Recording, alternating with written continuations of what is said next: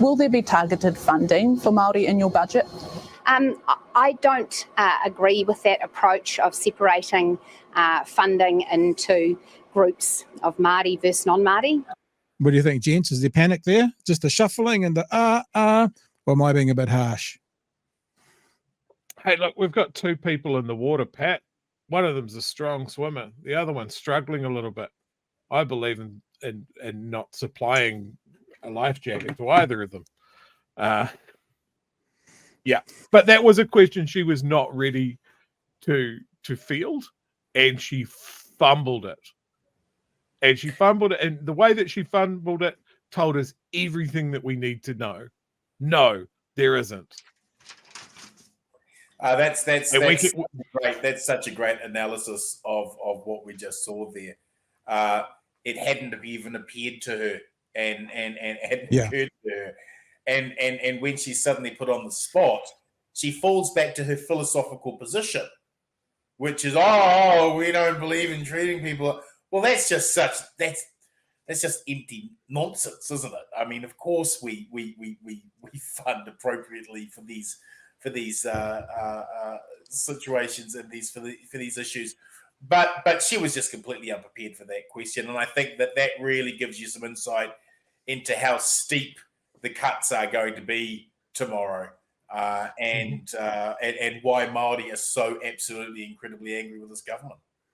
And then when you, as you mentioned earlier, Bomber, when you put into these results or these numbers that came out today, that 19.6%, 1 in 5 of people living in New Zealand right now are Māori, 12.5% higher than in 2018. I think that's because Māori didn't want to participate in 2018. Māori also make up a larger proportion of the country's younger population, with nearly 1 in 3 people under 25 years old identifying as Māori. So the other thing is, this is not a fringe group, I think, that a political party can, subjugate, push to the side and say, well, we've got enough numbers no matter what. In the next 2, 3, put it this way, in 20 years from now, how many Māori will there be under 50? Because those under 25s will then be under 45. So you got a third from 25 to 45, and then what? Half from under 25? The numbers are going to keep on going up. And what you might see is change by attrition in this country like we've never seen before. And what's happening now, I don't know if you saw it, Bomber, but we watched the Foreshore and Seabed documentary on TVNZ On Demand the other week. We had the director on talking about it. I watched that documentary and I went, how the fuck can anyone who is Māori ever vote for this Labour Party again? Like, how can they do it?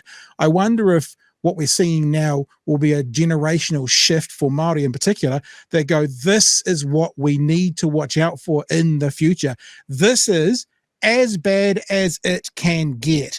This is a government, be it through their coalition partners or not, that want to erase the past 50 years of progress. They want it to go away. This is as bad as it can get. And that might just actually rejuvenate and sort of put a fire under Māori to go, get political, get involved. And if they're going to get involved, the right might be up for a pretty short, sharp shock within a few election cycles.